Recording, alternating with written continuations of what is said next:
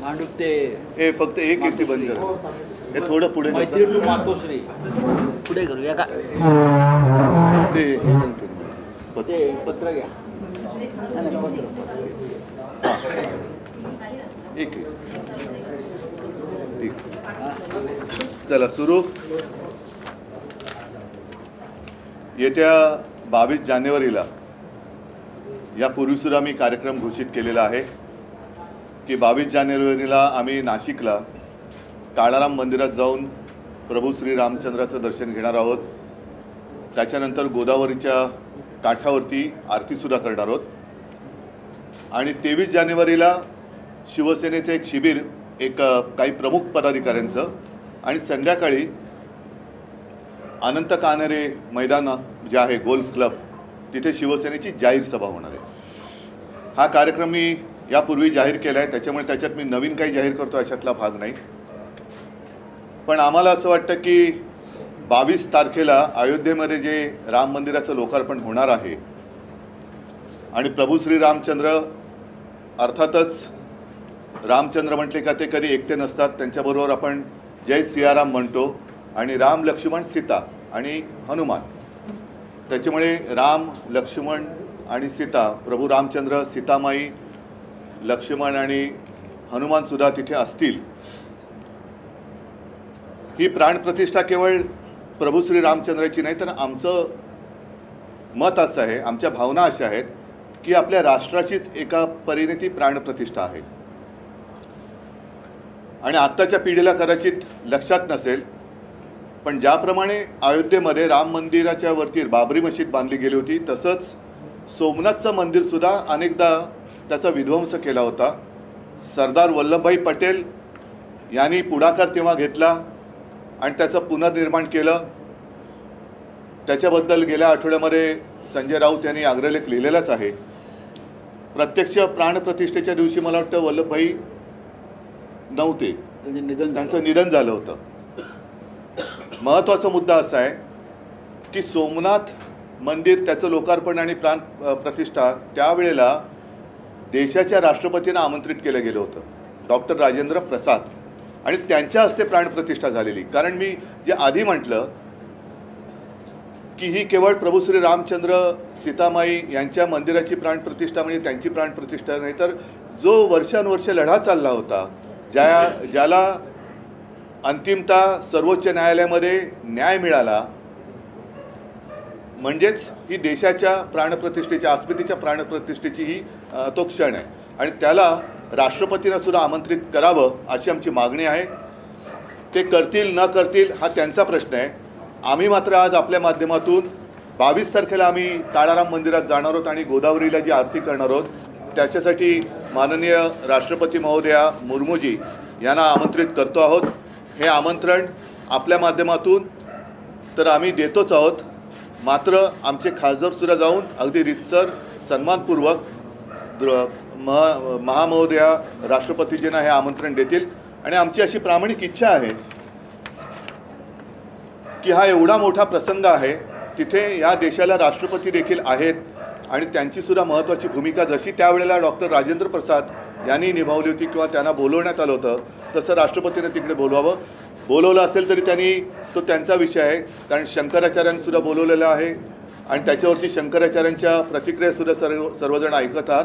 आम्ही मात्र याच्यात कोणतेही राजकारण न आणता आम्ही जो काही कार्यक्रम नाशिकला करतो आहोत, त्याच्यामध्ये राष्ट्रपती महोदयांना आज आपल्या माध्यमातून एक जाहीर आमंत्रण देतो आहोत.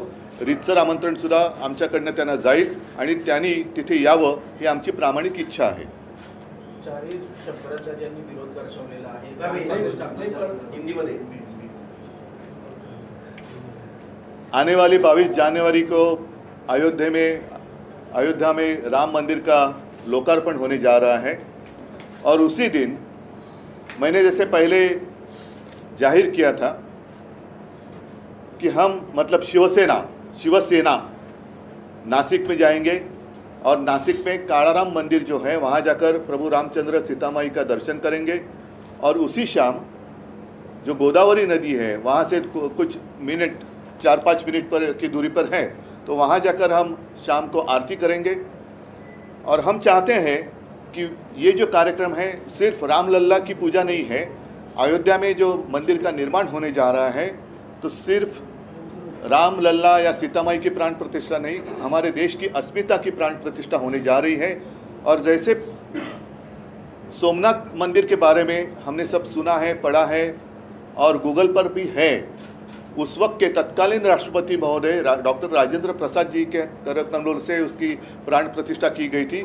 हम तो चाहते थे या चाहते हैं आज भी वैसे ही वहाँ अयोध्या में राम मंदिर का लोकार्पण राष्ट्रपति जी के करकमलों द्वारा होना चाहिए। लेकिन वो अलग बात है, राजनीति में मैं नहीं जाना चाहता हूँ क्योंकि एक पवित्र क्षण है। हम तो दिल से महामहिम राष्ट्रपति महोदया को आमंत्रित करने जा रहे कर रहे आपके माध्यम से एक आमंत्रण दे रहे और हमारे सांसद हैं और जो भी मतलब सांसद है, नेता है, वो वहाँ जाकर उनको ठीक से आमंत्रित भी करेंगे। उद्धवजी पण अशी माहिती मिळते की राष्ट्रपतींना आमंत्रण आहे सोबतच, तसं शंकराचार्यानं पण आहे। पण राष्ट्रपती जसं मी म्हणून हा उल्लेख केला की त्यावेळेला राष्ट्रपतींच्या हस्ते प्राणप्रतिष्ठा केली गेली होती, तशी राष्ट्रपतींच्या हस्ते तिकडे व्हावी अशी आजही आमची मागणी आहे आणि तिकडनं ते केल्यानंतर ते नाशिकला येऊ शकतात। पण राष्ट्रपती जसं शंकराचार्यानं बोलवलं, शंकराचार्यांचा आत्ता आपण जो मुद्दा काढला त्यांनी सांगितलं की आम्ही फक्त टाळ्या वाजवायला जाणार का, आता त्यांचा प्रश्न आहे। कारण जर आपण हिंदू धर्म आणि हिंदुत्व मानत असू तर ज्याचं काम हे त्यांनी केलं पाहिजे। राजकारणी जी लोक आहेत, नेते लोक आहेत, त्यांनी बाजूला बसलं पाहिजे, आमची काही हरकत नाही आहे, बाजूला बसावं। आणि हा राष्ट्राचा जर का अस्मितेचा प्रश्न असेल तर राष्ट्रपतींच्या हस्ते व्हायला पाहिजे। उद्धवजी शंकराचार्यांचा मुद्दा उपस्थित केला तर 4 पीठांपैकी 2 पीठांच्या शंकराचार्यांनी काही मुद्दे उपस्थित केले। त्यांचं म्हणणे आम्ही मोदी विरोधी नाही, पण ज्या पद्धतीने हे उद्घाटन होतं आहे, मंदिर पूर्ण नाही तरीही उद्घाटन होते ते शास्त्र। बघा, मी काही पंडित नाही आहे, मी कडवट हिंदू आहे, कडवट हिंदुत्ववादी आहे आणि राम मंदिर व्हावं ही इच्छा ज्या लाखो करोडो हिंदूंची आहे तशीच माझी पण आहे। त्याच्याबद्दल शिवसेनेचं योगदान म्हणा, हिंदू हृदय सम्राट शिवसेना प्रमुखांनी त्यावेळेला घेतलेली एक भूमिका म्हणा, ही जनतेला माहिती आहे। आणि म्हणून मला असं वाटतं की आता यातले जे काही शास्त्रानुसार काही मुद्दे आहेत ते मला माहिती नाही, त्याच्यावर मी बोलू नये। कारण काही जणांना सवय असते की माहिती नसलं तरी ठोकून बोलायचं, तसा मी त्यातला मी नाही आहे। जर शंकराचार्याने काही त्याच्यामध्ये शास्त्राप्रमाणे मुद्दे उपस्थित केले असतील तर ते तिथल्या न्यासाने आणि त्यांनी ते पाहावे। ते माझं क्षेत्र नाही, तो माझा प्रांत नव्हे। ते ठीक आहे, राम मंदिराचं काय आहे का? मराठीत प्रश्न होता की मोदींनी म्हटलं आहे की 22 तारखेला संपूर्ण देशात दिवाळी सणाप्रमाणे हा सोहळा साजरा व्हावा, आपली काय प्रतिक्रिया की? माझ्या मते त्या क्षणी दिवाळी साजरी करायला हरकत नाही, पण ती दिवाळी साजरी केल्यानंतर देशाचं जे काही दिवाळं काढले यांनी त्याच्याबद्दल सुद्धा चर्चा होणं गरजेचं आहे। त्याच्यामुळे दिवाळी साजरी जरूर करा, कारण राम मंदिर निर्माण होतं आहे, पण राम मंदिराचं निर्माण केल्यानंतर जे दिवाळं वाजलेले गेल्या 10 वर्षात त्याच्यावरती सुद्धा खुलेआम चर्चा झाली पाहिजे। मग ती चाय पे चर्चा करा, बिस्किट पे करा, फरसाण पे करा, शेव फाफडा पे करा, कशावरही करा, पण चर्चा होऊ द्या, ढोकळ्यावरती चर्चा करा। उद्धव साहब, जो शंकराचार्य जी है वो कह रहे हैं कि अधूरे मंदिर है में पूजा करना ठीक नहीं, शास्त्र की फिर आपने। इसलिए मैंने कहा कि मैं कोई पंडित नहीं हूँ, मैं भक्त जरूर हूँ लेकिन देशभक्त हूँ, अंधभक्त नहीं हूँ। और अंधभक्त हो तो मैं देशभक्त हूँ, देश का अंधभक्त हूँ। शास्त्र में मैं नहीं जाना चाहता।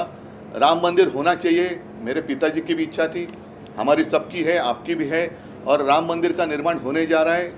आनंद का क्षण है तो खुशी तो मनानी चाहिए, लेकिन शास्त्र में क्या लिखा है और उसके अनुसार कैसे होना चाहिए, एक सलाह मशवरा होनी चाहिए, सलाह मशवरा होनी चाहिए। और मैं मानता हूँ जो भी जिसने किसी ने ये मुहूर्त या तारीख तय की होगी तो उन्होंने जो पंडित है उनके साथ सलाह मशवरा की होगी।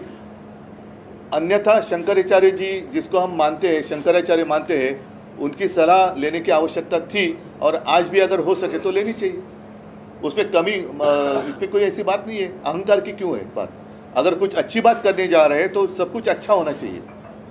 खैर वो तो बात शास्त्र की रही, उसमें मैं नहीं जाना चाहता। जैसे मैंने कहा, मैं कोई पंडित नहीं हूँ, मैं तो राम भक्त हूँ, देशभक्त हूँ, और राम मंदिर होने जा रहा है उस वक्त तो और दिवाली मनाई नहीं जानी चाहिए, और इसलिए तो हम राम मंदिर में जा रहे हैं।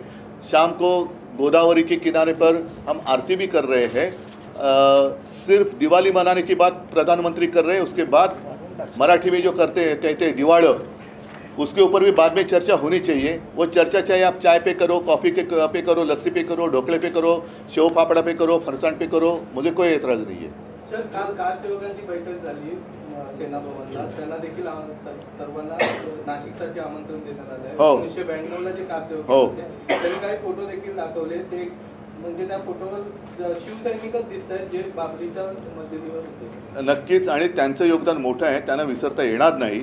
त्याच्यामध्ये अनेक कारसेवक आता दुर्दैवाने आपल्यामध्ये नाही आहेत, पण सुदैवाने जे आपल्यामध्ये आहेत त्यांचा तो गौरव आहे।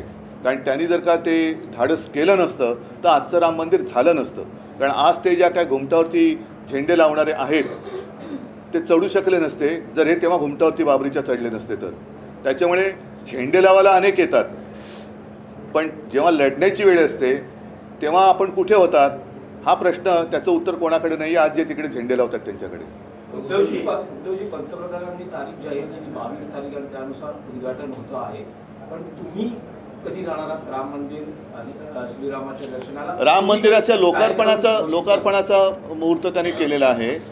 मी यापूर्वी सुद्धा अनेकदा सांगितलेलं आहे की राम मंदिर जेव्हा निर्माण झालेलं नव्हतं त्यावेळेलाही कोणी न सांगता आम्ही स्वतःहून 2 वेळा तिकडे गेलेलो आहे।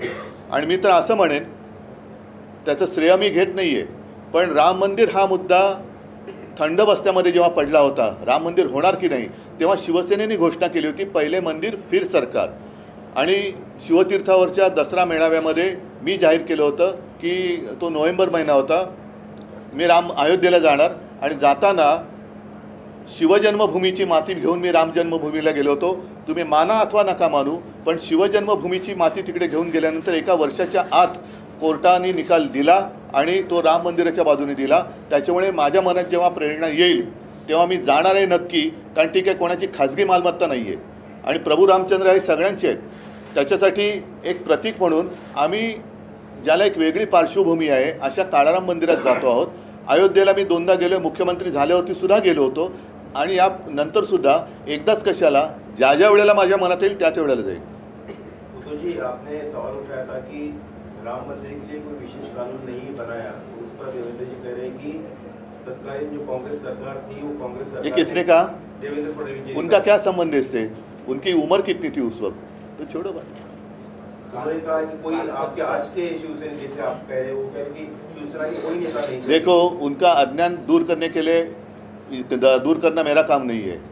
वो कुछ लोग ऐसे होते हैं कि अज्ञानी होते हैं, तो उनको ठीक से गुरु मिलना चाहिए, तो उनको अच्छा गुरु मिले, ये मेरी प्रभु रामचंद्र की काम है। मैंने कल इस बारे में जवाब दिया। एक मिनट मैं बोल तो, जो बोल रहे हैं कि शिवसेना का योगदान क्या है, मिस्टर फडणवीस एक लॉयर है, वकील है। हाँ, जाइए लखनऊ में जो स्पेशल कोर्ट बना था बाबरी के बाद, उसमें चार्जशीट में सभी आरोपियों के नाम दिए हैं, लगभग 1000 से भी ज़्यादा आरोपी हैं। उसमें ज़्यादा से ज़्यादा नाम शिवसेना नेता और शिवसैनिकों के हैं, ये ऑन रिकॉर्ड है। अडवाणीजींना पण ते आमंत्रित करत नाही आहेत, आणखीन काय बोलायचं? तुम्ही काय बोलता? काल पंतप्रधान मुंबईमध्ये आले होते, अटल सेतूचं उद्घाटन केलं, पण त्याच्यात अटलजींचा फोटो कुठे होता? आता सुद्धा मला थोडी चिंता आहे की राम मंदिरात रामाची मूर्ती असेल ना बाबा। श्रेयवादाची लढाई सुरू नाही, म्हणजे सांगता येत नाही कोणाची मूर्ती लावू शकतील, कारण काल अटल सेतू, नाव अटल सेतू, पण अटलजींचा फोटोच नाही। त्याच्यामुळे राम मंदिराचं निर्माण करताना निदान एवढी कृपा करा की त्या मंदिरात स्वतःची नव्हे तर प्रभू रामचंद्राची मूर्ती लावा। उद्धवजी, नाशिकमध्ये पंतप्रधानांनी युवा पिढीला आवाहन केलेलं आहे की घराणेशाही मोडून काढा। फार छान आहे, कारण प्रभू रामचंद्र हे दशरथ राजाचे पुत्र होते आणि त्यावेळेला सुद्धा त्यांना त्या कौटुंबिक याच्यामध्ये वनवासात जावं लागलं आणि वनवासात जाताना सुद्धा ते सहकुटुंब गेले आणि सीताहरण झाल्यानंतर रामायण घडलं। आणि महत्त्वाचा मुद्दा, आज मी जिथे चाललेलो आहे तो कल्याण लोकसभा आहे, त्याच्यामध्ये गद्दारांची जी घराणेशाही आहे त्याच्याबद्दल प्रधानमंत्री बोललेच नाहीत। ती घराणेशाही चालते का? म्हणजे गद्दार असतील ते लोकप्रिय आणि त्यांची घराणेशाही त्यांना प्राणप्रिय, तर हा सगळा बोगसपणा आहे। पण घराणेशाहीबद्दल एखाद्या घरंदाज माणसाने बोललं तर बरं। सर क्या आप इंडिया अलायंस की वर्चुअल मीटिंग में जाएंगे? नहीं, आज सिर्फ मैं इतनी बात कर रहा हूँ और वर्चुअल मीटिंग में मैं एक मिनट, गलतफहमी नहीं होनी चाहिए। शायद मैं वर्चुअल मीटिंग पर उपस्थित नहीं रह सकूँगा क्योंकि आज का मेरा जो प्रोग्राम है वो पहले से ही अरेंज किया हुआ था और मैं घूमने वाला हूँ आज, तो घूमते घूमते बात करना ठीक नहीं। तो कल ही मैंने बता दिया है कि शायद मैं आज ज्वाइन नहीं कर सकूँगा, तो इसमें कोई गलतफहमी की बात नहीं होनी चाहिए। उद्धव जी विधानसभा अध्यक्षांनी जो निकाल दिलेला आहे ते नंतर बोलू, त्याच्याबद्दल आम्ही ऐका त्या सगळ्या मुद्द्यांवरती आम्ही मला वाटतं 16 तारखेला एक व्यवस्थित प्रेस कॉन्फरन्स मोठी घेणार आहोत, त्याची सुद्धा माहिती तुम्हाला आज उद्या आम्ही देऊ। ठीक आहे, आणखीन काय पंतप्रधानांचा दौरा बिवरा काय बोलायचं आहे? नितीन गडकरींचा विसर पडलेला काल दिसलो होता। हां, आता त्यांनी जे 2 विरोधाभास तुम्हाला दाखवतो, पंतप्रधानांच्या दौऱ्यात तुम्ही काही महत्त्वाच्या गोष्टी सोडल्या। आता त्याच्यात त्यांनी काल काय म्हटलेलं आहे की त्यांनी फक्त तिजोऱ्या भरल्या, आजूबाजूला 70,000 कोटीचे घोटाळेबाज तुमच्या होते, त्या तिजोऱ्या कोणाकडे त्या चाव्या तुमच्याकडे आल्या वाटतं। आणि ह्याच्या खाली आहे की मुंबई पालिकेच्या मुदत ठेवीमध्ये 5,000 कोटींची घट। आता ह्या तिजोरीतले पैसे कोणी काढले, कोण राज्य करते? त्याच्यानंतर ह्याचा सुद्धा एक पर्दाफाश करणं गरजेचं आहे। ह्याच्यावरती मी जास्त बोलणार नाही, नंतर बोलेन। पाहिजे तर आता एवढंच बरं, ठीक आहे, जास्त काय आता मी फाटे फोडत नाही विषयाला। पण पुन्हा सांगतो की आम्ही एका पवित्र भावनेने देशाच्या महामहिम राष्ट्रपतीजींना 22 तारखेचं आमंत्रण देत आहोत। त्यांनी तिकडे यावं, त्यांच्याच हस्ते ती पूजा आम्ही करू। आम्ही पाहिजे तर कोणी त्या फोटोमध्ये येणार नाही, त्यांचा एकट्याचा फोटो येईल। पूर्णपणाने एका पवित्र भावनेने देशाच्या राष्ट्रपती म्हणून आम्ही त्यांना महत्त्व देत आहोत, आमंत्रण देत आहोत। आणि राष्ट्रपती म्हटल्यानंतर त्यांचा मान पान सगळं जो काय आहे तो तसा देशाचे ते राष्ट्रपती आहेत त्या तसा तो राखला गेला पाहिजे। गर्दीतल्या एक असं आम्ही करणार नाही आहोत, ठीक आहे? त्याचा आणि अयोध्येचा काही संबंध नाही। पत्रकार परिषद फक्त निकालावर असेल त्यावर मी सांगतो ना, आता तेवढं 16 तारखेला या ना, मग आता सगळं बोलून टाकलं की 16 तारखेला आम्ही हे बोलणार आहोत, तुम्ही या। चलो, धन्यवाद। हां, जय हिंद, जय महाराष्ट्र। आणि तुम्हाला सकाळी सकाळी आल्याबद्दल आभारी आहोत। आणि पत्राची कॉपी मी तुम्हाला देत आहे, कृपा करून आपण आपल्या माध्यमातून जनतेला दाखवा। धन्यवाद, जय हिंद।